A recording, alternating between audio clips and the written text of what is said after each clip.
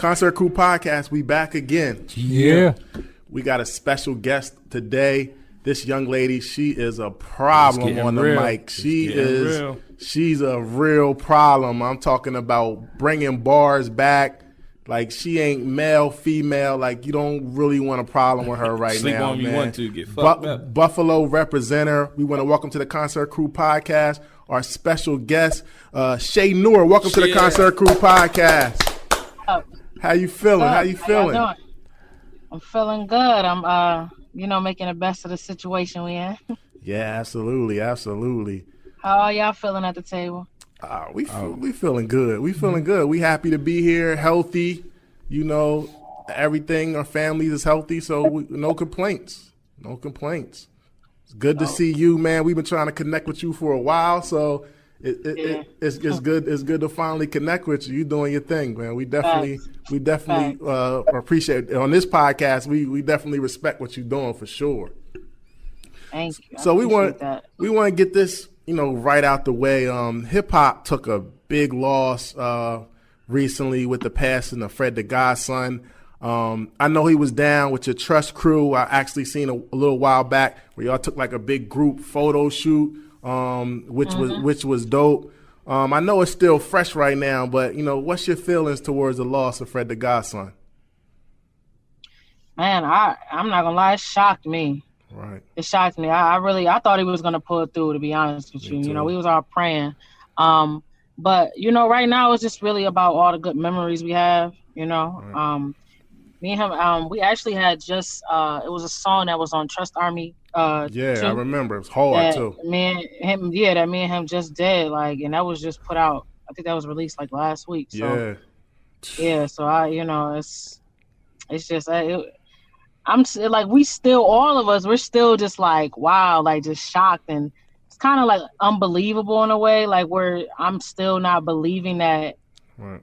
He's gone, but just pray for his family right now, honestly. Absolutely. Thoughts and prayers with his family. Rest in peace to Fred the Godson. This brother, man, truly talented brother, man. Truly talented brother in the game. Amazing MC. Amazing. The game is gonna. I remember the first time I met him was at the Son of G Rap show. This was in 2018. This is when I first signed with Spesh, and I was walking out. I forgot the spot that we had that the show was at, but.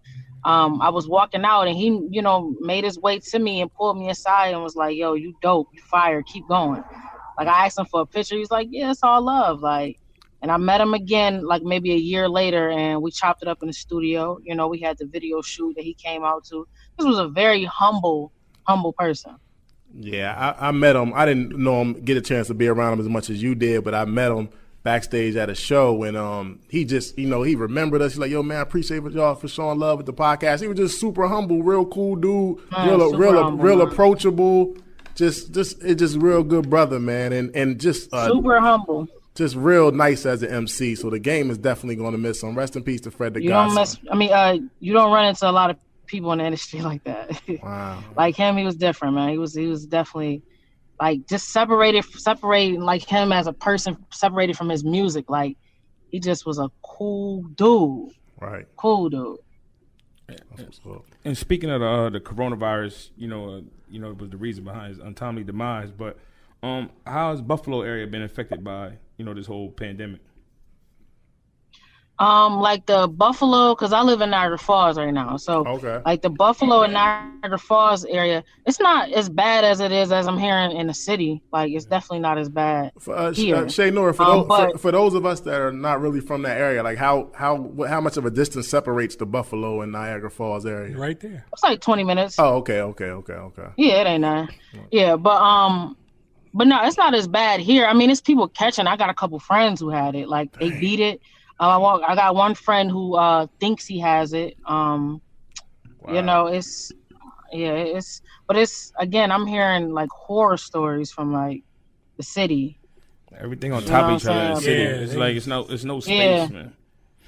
Yeah, so I'm hearing horror stories from there, but it's definitely still just taking precaution here.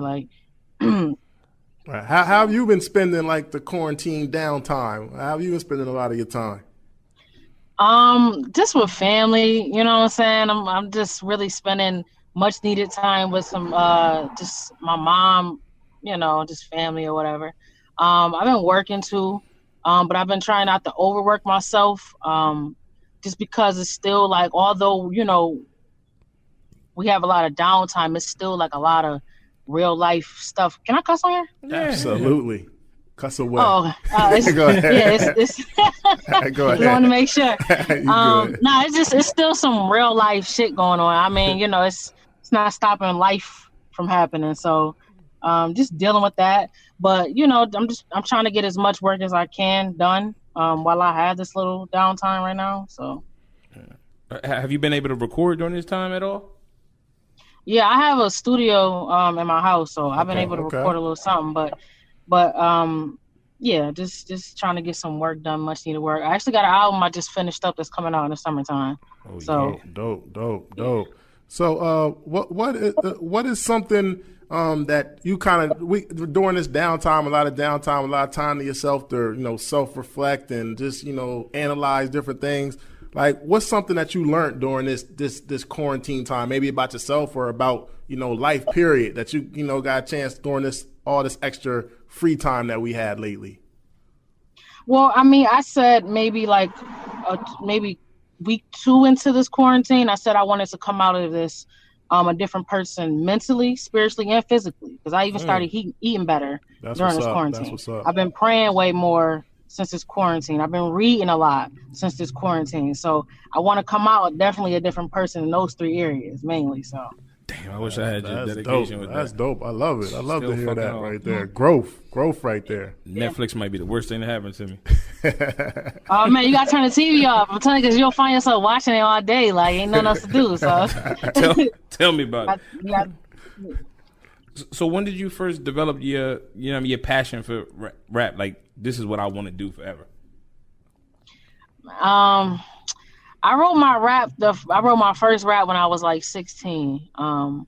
And even then, I always was told by people that I was nice. I mean, I knew then that I was nice, but I never really took it serious until maybe like, I probably was like 20, 21. That's when I started working on my first mixtape. I put out my first tape when I was like 22.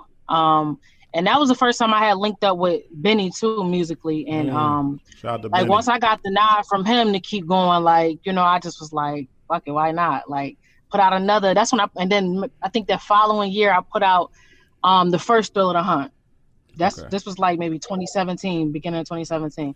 I put that Thrill of the Hunt out, and I was getting good feedback from people, so I just kept it going. I was doing like a lot of local shows around here, and I was getting a lot of love, so I just kept it going. But it took me a minute to really take it serious, though. Like, I would say maybe like around 21, I think that was when I put out my first tape. So once I put out that first piece of music and I was seeing the feedback from it, and even I had a hand in the production and everything, like it was, just getting the vibes off of that. I was like, I'm gonna keep this going. So did you know who they was? Like when you was coming, like before you got in the rap, did you know who like Benny, Westside, and Conway was coming up? Oh yeah, I knew who Benny was. Like Benny, just being from Buffalo, like, Benny was a huge local rapper in Buffalo way before he even blew up. Like, he was big. Like, he used to hold, I know one time, because I think my friend went up there the one time he used to do like CD signings at Doris Records. Okay. So he was moving. He was moving out there. He was moving. Him and Spesh. Like, Spesh was big out here in Niagara Falls before, like, anybody even knew about him. Like, they had a name, locally. So that's dope. Okay, that's dope. So talk about your growth, like within like the last 2 years, I would say, as an MC. You talked about you've been rapping since you were like 16, but I remember when I heard the Thrill of the Hunt 1, and I'm like, yo, this girl right here, she's killing these classic beats. Like she's holding her own. But then when I heard the Thrill of the Hunt 2, I'm like, yo, this is original production. Yeah. And I'm like, yo, she is bodying this. I was saying on the podcast, like, yo, she is killing it. Like, yo, she's a real problem right now. And then when I heard JUNO, I almost was like, yo, she's like coming into her own in like a whole nother way as an artist. I mean, even before that, you the verses that you was doing on the compilations, the trust tapes, like you was sticking out. No disrespect to nobody else, but I'm just saying, like, your bars was heavy, like on every track. and then leading up to the JUNO, I'm like, yo, she is really coming into her own. Was that just a natural progression, or you just doing more music, or just talk about your growth? Well, I've been getting in the studio. I would say this past like maybe 2 years, I've been in the studio way more than I was when I was, when I first came out. I was kind of practicing my craft every day, and then just going through life. I've been through way more over these past three or 4 years, so that helps with the craft as well. But you just gotta sharpen your blade. I got to a point where I was doing a 16. I made it my business to write a 16 every single day. I wouldn't go to sleep until I wrote something. So, when you train yourself like that, you know what I'm saying, you're gonna come out ready to play, ready to fight. So I would say that, you know what I'm saying, personal shit going on again, but just more practicing, sharpening your blade. Okay, that's dope. So you mentioned 38 Special. When did you first meet 38 Special? I met him for the first time in 2018. This is the beginning of 2018. I had a song that I recorded with a producer out in Chicago. I sent him the song through Facebook Messenger, and he got back to me in like not even like 1 or 2 minutes. He got back to me, and he was like, "Yo, I need you to come out here," because he was he's from Rochester. Right. Like, "Yo, I need you to come out here. Like, we gotta talk. Like, we gotta work." So me and my cousin, we got in the car. We drove like an hour to go see him the next day, and we, it just was history from then. Like, we got the paperwork together, and it just went on from there. That's dope. Describe y'all chemistry in the studio. Man, like me and him, we got a lot of, like, our vision is really the same. Like, we kind of cut from that same cloth to just the authenticity of each other. So, when I was working on Thriller the Hunt too, I actually didn't write any of them songs in the studio. I didn't start really writing in the studio until I started working on JUNO. He was sending me a lot of the beats because I still had a studio out here in the Falls and even in Buffalo that I was going to record on my music. So he just was sending me beats and I was writing to him, but then he was like, "No, I want you to come out here and record." So I was driving up to Rochester like 3 times a week to go out there and record. I was writing and recording for Thriller the Hunt 2 and my verses from Trust Tape 3. So I was doing all of that at the same time, and we just was getting a vibe from each other. That's when he really started digging into his whole production bag. And once I seen that he had, like, a lot of his beats really fit my style and what I was trying to, like, the vision I had as far as the theme behind Thriller the Hunt 2, he had all the beats set for it. So, that's really how we got a lot of our chemistry. And, just us being cut from that same cloth. I've been a fan of Spesh way before I even met him. Like I told you, he was a huge rapper around this area. So I've been a fan of him since he dropped, what was that joint? He had an Out on Bell mixtape series, but I've been a fan of his since he dropped, it was an album he had. And I remember it was because it was Gucci Mane on there. That was the first time I heard Class Murder. Okay. Yeah, I've been a fan of him for a minute now. Yeah, that's dope because it's like y'all got it just feels like it's a perfect match. Like with the production and the beats, even when y'all do songs together, it's like a natural fit. And that's how I first heard about you. I was a fan of 38 Specials, and then I heard you on a couple of tracks, and then I'm like, yo, she killing it. Then I started listening to your stuff. I'm like, yo, she's a problem. Like, you got another one, man. So y'all definitely got dope chemistry. Me. Oh, okay. He pushes me too. Like, it was the first song that that y'all heard with me and him on there probably was the song that I had with him on the Son of G Rap album. That was hard. That whole album was with crazy. Anthony Hamilton. Yeah. Yeah. My verse on there, like he was actually the first person that told me to rewrite a verse. Like, damn. And it just pushed me. I was like, nah, this man, he pushed me. He's the first person to really push me, so that that helps with it too. How did you take that though when he said you'll rewrite your verse? Yeah, keep it 100 too. Keep it 100 with us. I mean, most artists, they look like, what you mean? That's hard. But nah, man, I went back and re-listened. I was like, I can go harder. Like, he just like, I'm gonna push you to be your best self, and he did. I respect that. So I respect that. You gotta have people like that around you. Yeah, you know? absolutely. Yeah, that sharpens the steel, as you say. It's their voices though, with the match. Right. They got two distinct voices. So it looked like the Trust Army is the next movement coming up in upstate New York. Tell me about your team a little bit. Well, I mean, it consists of multiple people. I mean, it's people in the whole Trust Army. If I'm not mistaken, they have like some people have their own situations outside of that. But no, we just making good music together, and we all got good vibes. I done been in the studio with almost everybody in Trust Army right now. So, just going off the vibe and just creating good music together. But for those who don't know, like, we up on you or on y'all, but like for our listeners, like, can you like name some of the people in the Trust Army? Well, right now, I mean, it's me, Spesh, Class Murder. We got Black G's. And if y'all referring to like the ones that was, at the video shoot, we got Jamal Gasol there. Yeah. He's dope as hell too. I've been knowing him for a minute. Well, it's got Planet Asia. Planet Asia's fire. Planet Asia. He's dope. Planet Asia. Of course, rest in peace, Fred Godson. Rest in peace. Yeah, and all of us, we just we have our own distinct sound, and just trying to bring that together and just create magic from there. Because our first really linking was on that video shoot that we had with me and Flea. We got Flea Lord too. He's actually one of my favorite underground rappers too as well. Too. Yeah, man, one of my faves. Describe growing up the scene in Buffalo. Like, how was it growing up in the national scale? Like competing with other, coming from you're from New York, but not the city and stuff like that. Well, growing up in Buffalo, are you talking about like more the music scene or just growing up period? Yeah. Okay.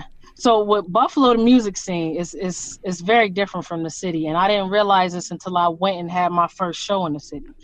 I would say the biggest difference is a lot of artists more coming from upstate, and the difference I seen even going to the city, because I used to go and do shows in Queens a lot. He from Queens. I would say the city. Pito right here is from Queens. Yeah. I used to go out and do shows in Queens. That's how I actually linked up with DJ Self. Okay. From a show in that's Queens. Dope. And that's how I was on Power 105. But see, opportunities and access like that is not something that we see up here. Even when I used to do local shows, like half the time when we did our local shows, I was performing in front of the same people every week. It was one thing I noticed when I was coming out to Queens doing shows. It's a different crowd. Had access to different DJs to get you on different radio stations. We ain't got radio stations and record labels and record execs coming at one. I mean, it may be different now, but like at one point it wasn't like that when I, first got on this whole music scene in Buffalo. So that was a challenge that we had. Just the fact that we had to go away. Like I had to go to Atlanta, and people telling me you got to go to LA, you got to go to the city to do shows. And I'm like, no, why can't we do stuff here and get, get opportunities? But I would say that was the biggest challenge with the whole music scene. But we always had like this grimy sound from upstate though. Like that's always been our thing.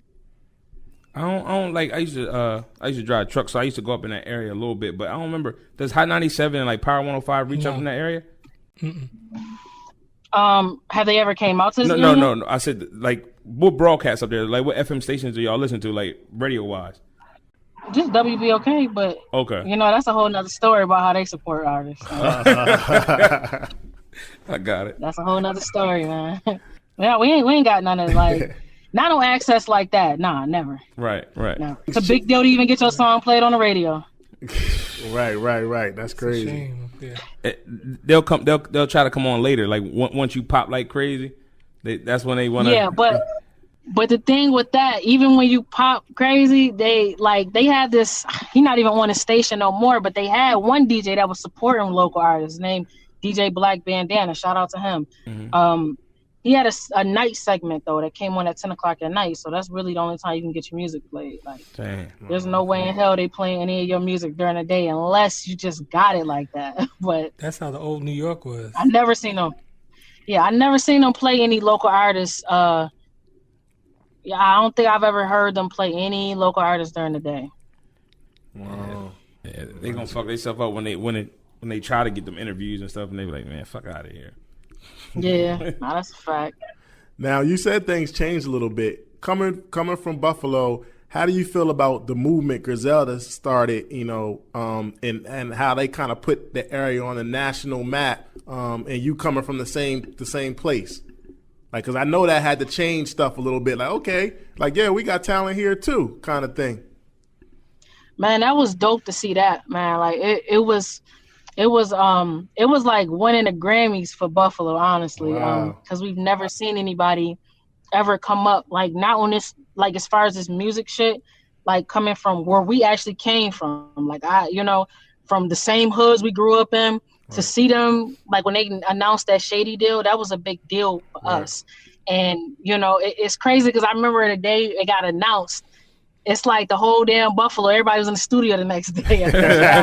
Like, we got it was crazy. Like, that gave us all hope. Because I'm telling you, like, they used to tell us, you got to, like, I done took so many trips down to Atlanta thinking I had to go down there, like, to get anybody to notice my shit. Like, I done took trips down to Atlanta. I done went back and forth to the city, plenty of times. I had people telling me I had to go out to LA, like, to see them, and they did it off their own turf. Like, that was some amazing shit to see that, and that gave us all hope. And then for Benny to do that deal with Jay-Z, like, that gave us hope. They come from the same hoods that we grew up in, like, so yeah. That's dope. So who inspires, like, your pen game? Because your pen game is crazy. I'm gonna keep it 100 with you, Che Noir. Like, listening to female rappers, I'll speak for myself. It's some people that I can't listen to, like, they dope and I know they good rappers, but based on their content, like, I can't ride around in the car listening to some So rapper. you never rode around talking about a dude named Jimmy used to run up? I never ran around. No, I never ran around. Not ever. I can't. Not ever. And if I was bumping that, I had the windows up, and I couldn't say that line outside. But I'm saying, like, yeah. So some female rappers, you like, I can't totally, like, vibe with everything due to the content, but just stuff. It's coming from a real place. You got relatable quotables. Yeah, so I can, like, bump it. I can, like, okay, I can feel that. Like, I can ride out to that. So, like, I respect that. So, like, who inspires that? Your pen game, man. Where you coming from when you write? I mean, if we talking, because I could name a list. Well, not maybe a list, but I can name a few rappers who definitely inspired me growing up. But I would say, like, my childhood, my environment. Just being a kid coming up from Buffalo, like, just things I've been through in life. I grew up listening to, like, a lot of DMX, a lot of Tupac, a lot of Nas. Nas is, like, my favorite rapper. A lot of Jay-Z, and I wasn't just, bumping bobbing my head to the music. No, I was studying their lyrics, like writing that shit down, looking that shit up, printing lyrics out as a kid, like, studying that shit like it's a math, like some math homework or some English homework and shit, like real shit. Like, so that, that just inspires me. Like, Nas had a lot of songs, just from, like, when I was a kid that I used to just always, like, just, damn, like, how did you come up with that? Like, just trying to get in his head for a minute. So, those are the type of things. And then, being around people like Spesh, Benny, you know what I'm saying? These are top lyricists. Being around them pushes my pen because I can't slack. They not gonna give me no slack on those. So they gonna come with their full clip. Right. So I gotta come too. So that just keeps me ready. You sharp. You definitely sharp with it. So you hear the Concert Crew podcast. We got this thing we like to ask everybody who come on there top 5 MCs of all time. But we also got a list called The Usual Suspects. You got it? Yeah, I don't got the list. People come up here, they like to name Biggie, Jay-Z, Pac, Nas, Jadakiss, was it Rakim, NWA as a group. She can't she can't say DMX neither because she mentioned him. Mentioned him. Big Daddy Kane, KRS-One, LL Cool J. We call them The Usual Suspects. Wu-Tang Clan, Tribe Called Quest, Run DMC, Outkast, Mobb Deep, EPMD, Cool G Rap, and Public Enemy. And the reason we do that is because everybody who come on the show, they might say, all right, Biggie, Jay-Z, Nas, Pac, and Jadakiss, for instance. And we're like, man, every time you come over, you got that. So we're going to ask you to name your top 5 excluding them. Yeah, we got a Hall of Fame. We got a Hall of Fame. We put some artists in the Hall of Fame. We voted them. It's a whole list. Okay. We voted them off. You can't use them. They in the Raptors. So you gotta pick like 5 other than them. We'll tell you. Okay, I got you. Okay. All right. Let me think. All right. So I definitely if I can't name them, okay, then let me think of somebody else. All right. Lauryn Hill. Okay. Number 1 or 5? I ain't got no specific order. We'll help you. Yeah. Just run the names off. Yeah. Run the names off. Let me get, because I gotta think. Lauryn Hill. All right. L Woo. Boogie. She unsung too, by the way. Ted. Because everybody that y'all mentioned. Say it again. No. We did an unsung episode on Unsung Artist, and I think she's an unsung artist. Because she kind of was the big deal, and then she kind of fell back. It's like self-inflicted. Yeah. Yeah, it was. Yeah. Good. She was dope. All right, go ahead. You ain't poster. Okay, I got Lauryn Hill. Since I can't mention, because most people y'all mentioned, they are in my top 5. So I would say Lauryn Hill. I'm gonna put Fab on there. Okay. Since I can't, I'm gonna put Fab on there because Fab. I was born in '94 when Fab, like when I was coming up in high school, Fab had he was doing the mixtapes, and that shit was huge when I was in high school. So Soul Tape, the greatest Fab. trilogy I'm gonna go ever. with Wayne too. Wayne. Yeah. I'm gonna go with Wayne too. I'm gonna go with Wayne, mixtape era Wayne, before he. Mixtape era Wayne. Mixtape Weezy. Is mixtape Weezy Gilly time?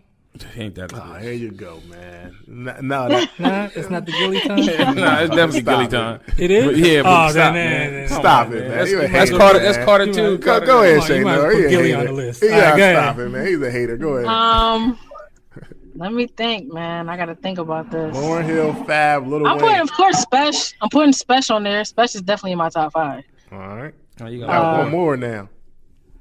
I got one more. It's hard because. And then you're gonna forget about somebody after you name the one more. That's how I normally work. Right. Because I do got the usual.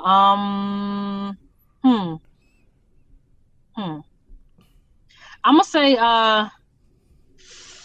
gonna say it's between I grew up in a G-Unit household. I was into 50 when he came out. Okay. But I also was a fan of Joel Santana. He was like one of my favorite rappers too at one point. So yeah, you got a tough decision. I'm gonna go with Joel Santana. I'm gonna go with Joel's because Joel's, I was more into him, especially when he was first coming out. He was on fire. Era, I was into Joel's. That first album's my shit. That first Joel's. All right, so we got Lauryn Hill, Fab, Lil Wayne, 38 Spesh, Jules Santana. You good with that? Yeah. All right. Okay. Y'all named my main top 5. Of course we did. Of course we did. So your main top 5 was who? Nas, of course. DMX.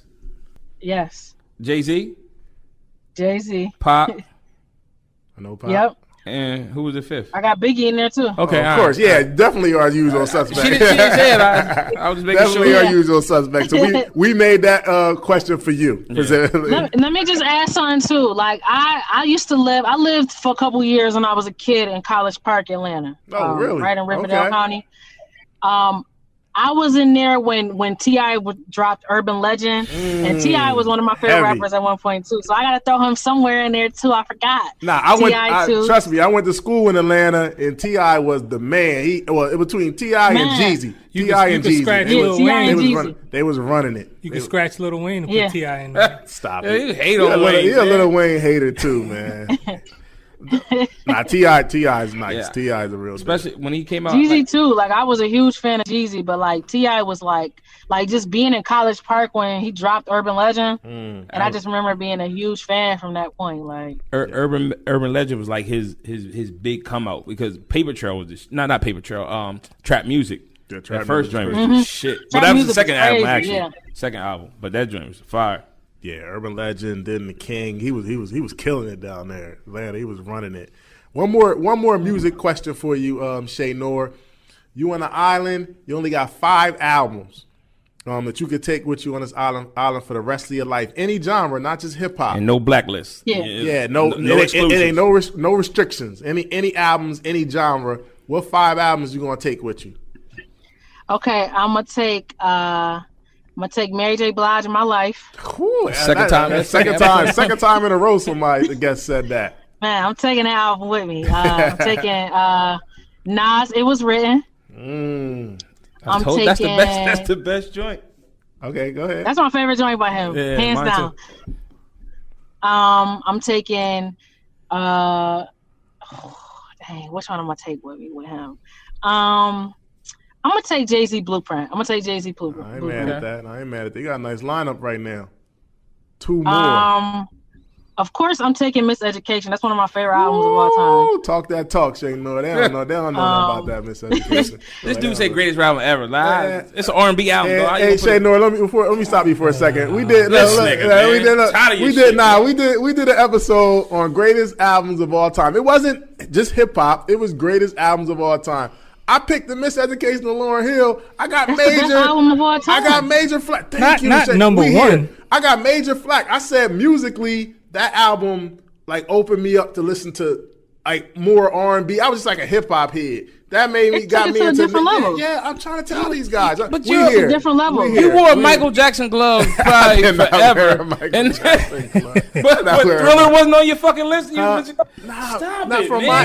my era, Miseducation was man. I'm telling you, man. Miseducation was different. That thing was different, man. Tell Me was probably the best song on there, but still, tell him whatever. But dog, Biggie came out with a double disc. Biggie was on my list, but Miseducation musically, to me, that album sonically, all of that. It was emotionally, all that.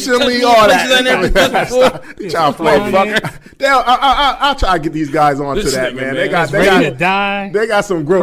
So many. Ready to Die was on my list too. All right, man. We got to get back. All right, back to your list. We got Miseducation, The Blueprint. What else you say? Miseducation. My Life. It Was Written. My Life. You got one more. I'll probably take Anita Baker's greatest hits album. The greatest hit. Ooh. Yeah. Yo, your top 5 is fire. I'm a huge Anita Baker fan. I'm a huge Anita Baker fan.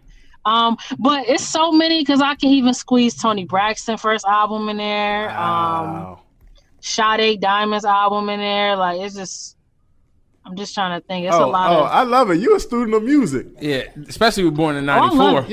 For being born in '94, you a real student, not just a hip hop of music. Yeah. I can hear about them selections. That's what's up. I love music. I don't restrict myself to one genre either because I listen to it all. It's this rock band that's from Buffalo. They're called the Goo Goo Dolls. They had this song called Iris that came out when I was a kid. I love that shit. Man. I didn't know they was from Buffalo. I heard of Goo Goo Dolls, but I didn't know they was from Buffalo. I heard of Goo Goo Dolls. I didn't know they was from Buffalo. Yeah, they from Buffalo. They used to hold concerts in Buffalo when I was a kid. Like, but that song was so fire to me. Like, I don't restrict myself to one genre. That's dope. Now you got a fire top 5. I ain't mad at you. I can live with them 5 forever. That's dope. Yeah.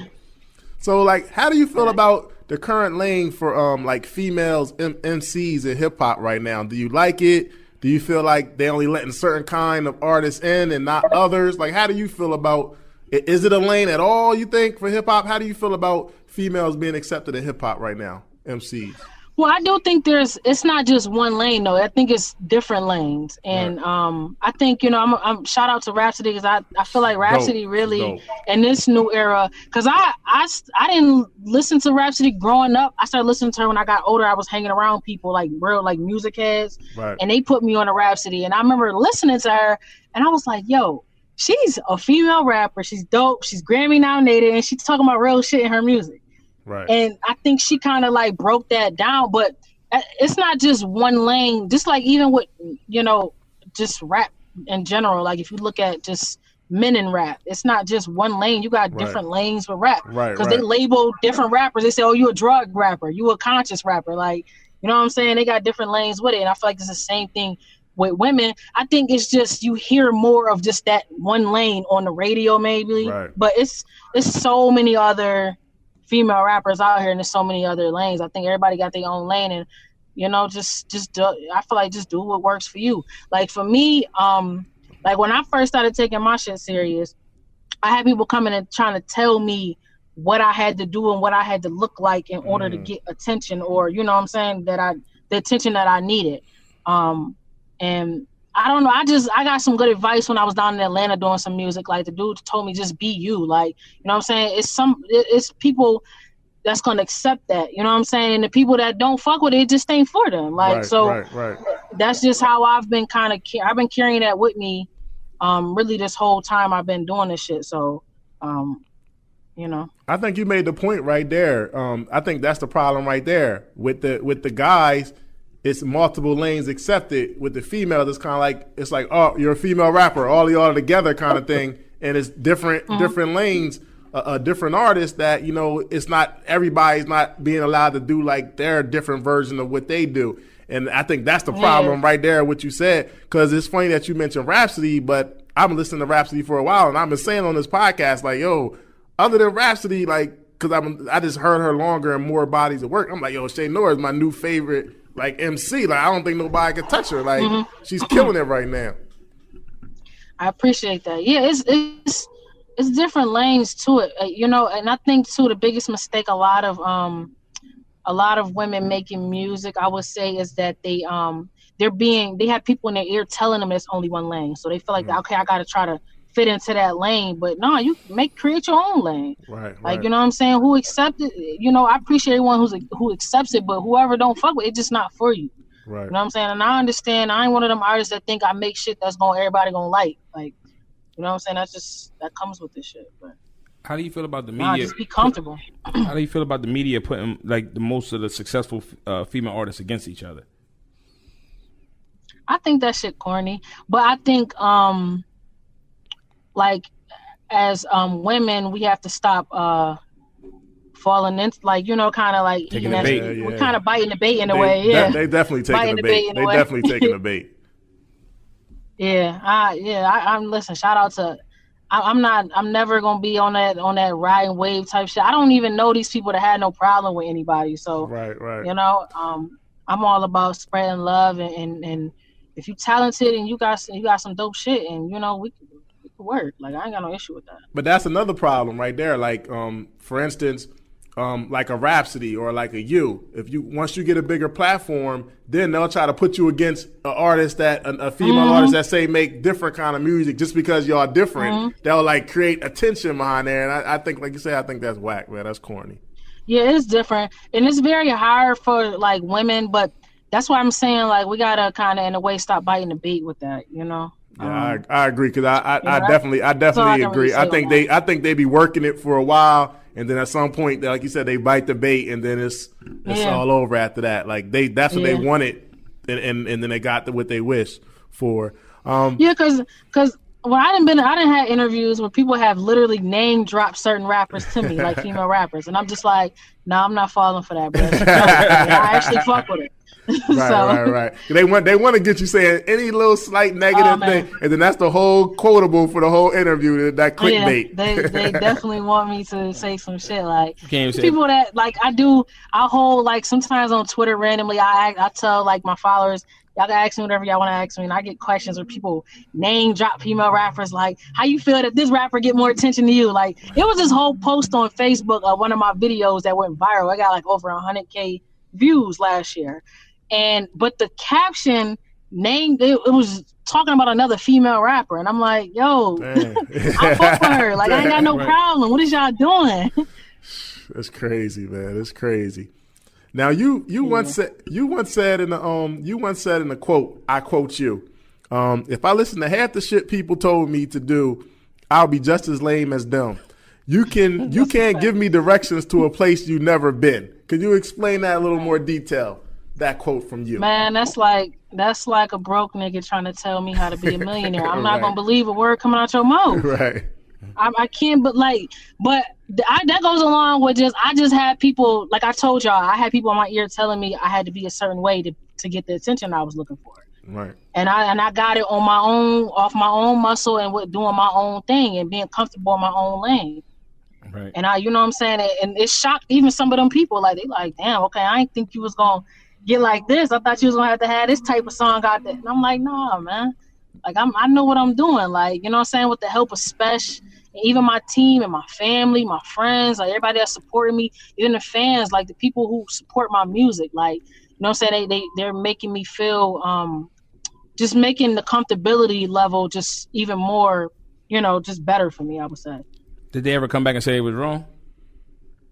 For that, what, that bad advice? Nah. The advice that they was giving, like, yo, you got to do it this way, and you did it your own. Did they ever say, damn, I was wrong? Yeah, I've had some people say that. Okay. Too. Right. Yo, you had a bar on was that on a song? Was that Thriller Hunt 2, where you had a verse where you was saying, was that your sister? Was that just saying your sister? Somebody didn't want you to rap or told you to not to rap or something? I don't have the exact quote. I'm just trying to think about it on the fly. Was that the Thriller Hunt 2, or it was some family member or something? You had a line about saying that they pretty much was telling you not to rap, or that you couldn't do it, or get a real job or something like that? Or am I just... I mean, I don't know if you're talking about on JUNO. I mean, I spoke about... It may have been JUNO. It may have been JUNO. I'm getting them confused or something. Yeah, I had a falling out with one of my sisters. I think, okay, that's but it wasn't over the music, though. It wasn't over the music, Okay. So you say you've been making beats since you was 15. Yeah. Why is now you think it's the right time to share this with the world? I've been ready for a minute, but Spesh has been telling me, like, you got to get, you know, keep sharpening your blade with it. Like, okay. Because I've been ready. Like, it reminds me when I first signed with Spesh, I didn't put nothing out that whole year, that first year I had signed with him. He was like, nah, sharpen your blade, get yourself ready. We got to, you know, do the right introduction for you. I didn't understand it because I'm just like, I just want to put music out. But it you know, it made a lot of sense because that first introduction that a lot of people got, I would say, was, you know, of course, through my verses on Trust Tape 3, but that was building the momentum to the main event, which was Thriller the Hunt 2. But I didn't understand this process at that time because I come from, okay, well, you record something in the studio and then you put it out the next day. Like, that's how, you know, we used to work. So I didn't understand when he was trying to break that down to me, but it makes so much sense now. And I have that mind frame now, like even with my, you know, just projects that I've been putting out so far, like just building momentum up to that. But like I'm trying to do the same thing with my production. Like, you know, I may hear a couple other people on my beats. I don't know. I mean, you know, I got like folders full of shit. I may have a project to drop by the end of this year, fully produced by Che Noir. Right. I don't know, but I'm building that momentum up to that point though, because me telling people was the first step. Because I kind of like last year I said I wasn't gonna really produce anymore. I said I was just gonna, you know, rap over other people's beats for right now. I'll do the production a little bit on the side, but I really was kind of like just like not really trying to get in that lane. But somebody told me, you know, with you being a female rapper and producer, you know, it's magic in that. So you got to kind of keep that going because there's not a lot out here. I don't think it's any currently in the game right now. I was gonna ask that question. I don't think it is. I would say go for it, man. I mean, even hearing 38 Spesh like doing all these projects with all the with you and all these different artists producing the whole project, like little 10-song projects. I'm like, yo, this is dope, and I think he getting sharper as a producer. The more projects he put out, so I would say go for it. Like that's like you said, that's a lane. It's no female hip hop producers, at least that's got a platform that I know of. So I would say go for it. Yeah. I had a actually it was another producer who actually like told me like, nah, keep going, dude. Don't stop with that shit. Like, so I've been spending a lot of time working on that too during this quarantine. That's another thing too. That's why I was saying y'all might actually hear something before the end of this year, fully produced by Che Noir. You know what I'm saying? You know, I don't want to make no promises, but I feel like y'all gonna end up hearing something like that by the end of this year. Yeah, because your fans will hold it to you. You said your fans will hold it to you for sure. Oh my God, you can't say nothing. Like they word. Yo, what happened to that project? You told me the summer. It's getting almost fall time. I need that project. Yeah. So you said this whole coronavirus shit then fucked a lot of shit up though, because it was mean, there was a lot of stuff that was supposed to be released during this time, like, and it got fucked up. Like some like surprising type shit. Like, oh, okay. Yeah, it fucked And it shows up, but it's too. alright though. I think the only thing that got released. Yeah, shows. Yeah, definitely. Yeah. I think the only thing that got released during this quarantine was me, because I wasn't trying to see nobody doing this shit. I'm respecting it. I ain't catching shit. Yeah. Word. Willingly. So you got an album that we can probably expect in the summer, and then summer, right? So what else do we expect? I know stuff got pushed back a little bit, like you said, due to the whole coronavirus. But what else can we expect from you coming up in the near future? Well, of course, my debut album, The Essence. We've been working on that since this was 2018, beginning of 2018. It's 2020 now. We've been working on that. We did like different cuts for that. But we, y'all can expect that in the near future. Again, I want to put out something fully produced by myself. Me and Spesh, we already talked about this, as far as us doing an album together. That would be dope. Yeah, I'm on board. Yeah, I mean, it's those are the main ones. I mean, again, it was other stuff that was supposed to come out this year, but a lot of stuff got to get pushed back because of the coronavirus. Right. And then, just trying to put stuff out without being able to go fully promote it, like do a promo tour for it, because everything shut down. So it kind of holds it up. But,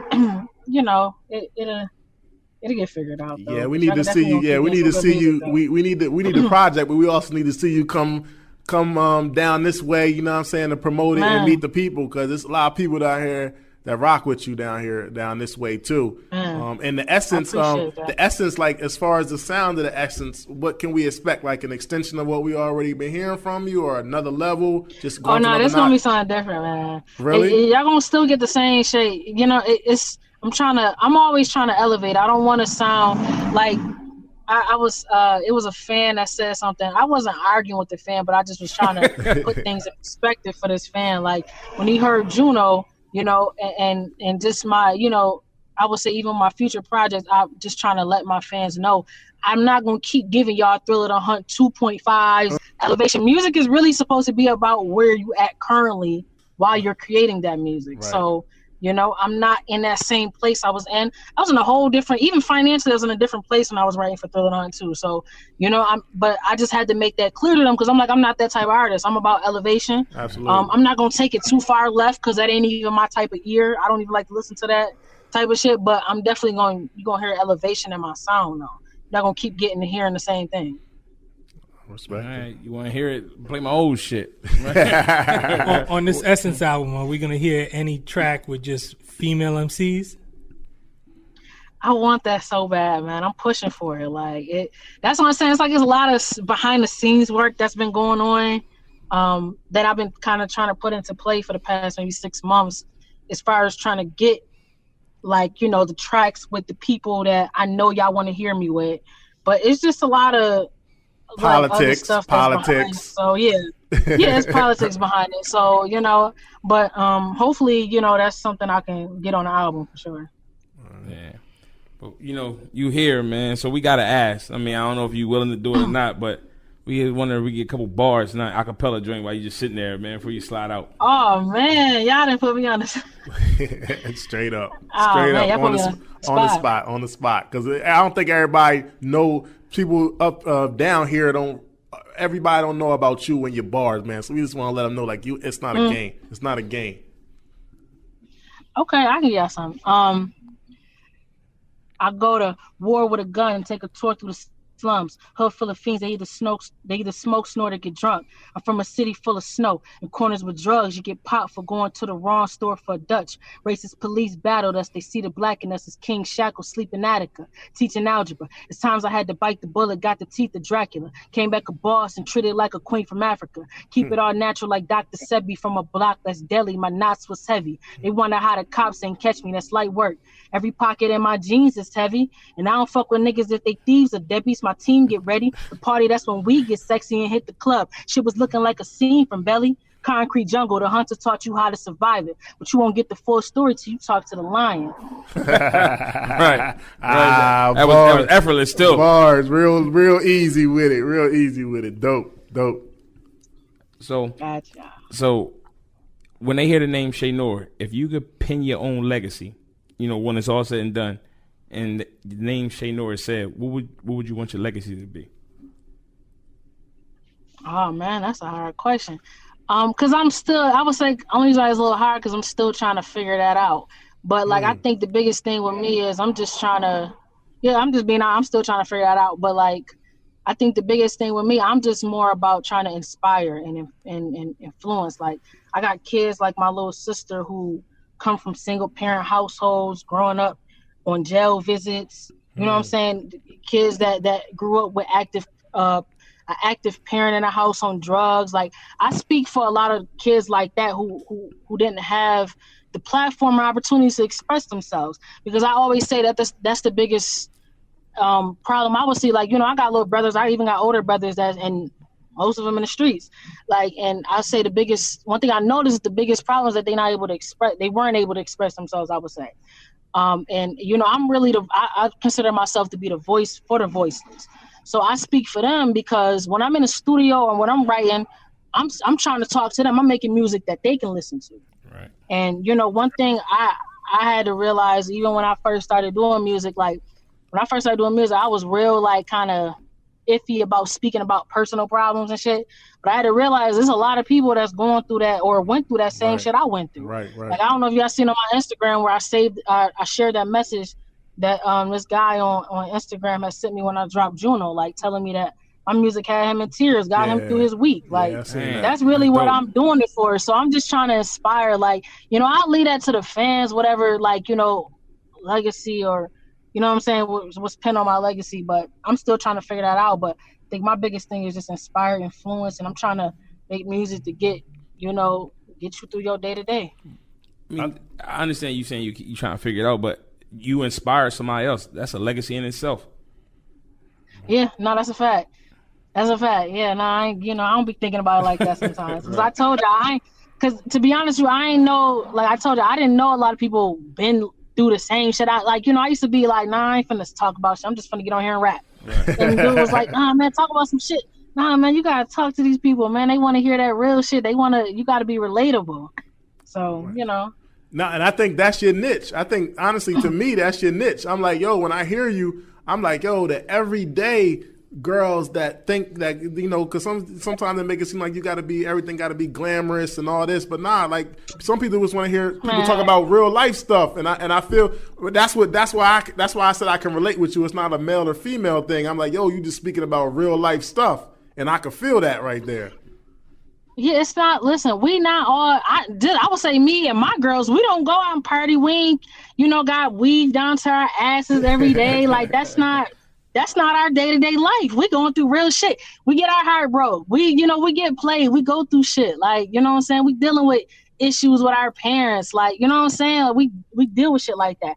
We ain't out here trying to scam and get over on every nigga we dealing with because right. We, what I'm saying? We women. We have feelings. Like, and that's all. I'm just trying to give an authentic view of that. Like, because I feel like it's so, and I'm not pinpointing nobody, but and not even to say it's watered down, but that image that's being portrayed right now, that's not what I would say girls I see on a day-to-day basis. That's not our life. Yeah. Right. I feel you 100%, man. That's dope. I think what you're doing, I think what you're doing is dope. Keep doing what you're doing for sure, man. I think the more people hear you, I think you're just going to get more and more of a following, the more exposure you get to different audiences because, just the lyrics is dope and you relatable and people can feel that. I think we need to hear more of people that we can relate to, man. And, we got enough of everything else. We got to get some balance in the game, to me. Yeah, that relatability and that believability too. That go hand believability, right? Yeah, absolutely. So, you got the Essence is coming up. You got JUNO, the Thrill of the Hunt 2, the Thrill of the Hunt 1. They're on all digital platforms for people to go check those out. If you haven't heard them, definitely go check those albums out. We'll look for crazy features. Yeah, we look for. Oh, you got all the Trust 38 Special stuff. She got bars on. Go check that out. The whole team they're doing their thing right now and they're moving. For this social media era, how can somebody follow you on all the different platforms? You want to give that out? Yeah, Instagram and Twitter, Che_Noir, CHE_NOIR. Okay, cool. Anything else you want to say to the people? Nah, man, I appreciate y'all having me on here. We're grateful. We definitely grateful, man. Thank you. Appreciate y'all supporting the music. I appreciate y'all actually listening to the music. I appreciate all of that. Absolutely, man. Well, we want to thank you, Che Noir, for being on the Concert Crew podcast today. You dope, man. Much more success. Keep going. Keep spitting the way you spitting, putting out that fire music. Thank you. I got y'all. All right. Be safe out there. All right, y'all too. Y'all enjoy the rest of whatever time we got in this quarantine. Concert Crew podcast, man. Yo, make sure y'all follow us. Concert Crew at Concert Crew Podcast. We on all digital platforms. Make sure y'all go subscribe now. Make sure y'all go subscribe to our new YouTube channel. Man, we here. We ain't going nowhere. Shout out to Che Noir. We thank you, man. Yo, Concert Crew Podcast. Yo, Pito, hit me with the fader. We out.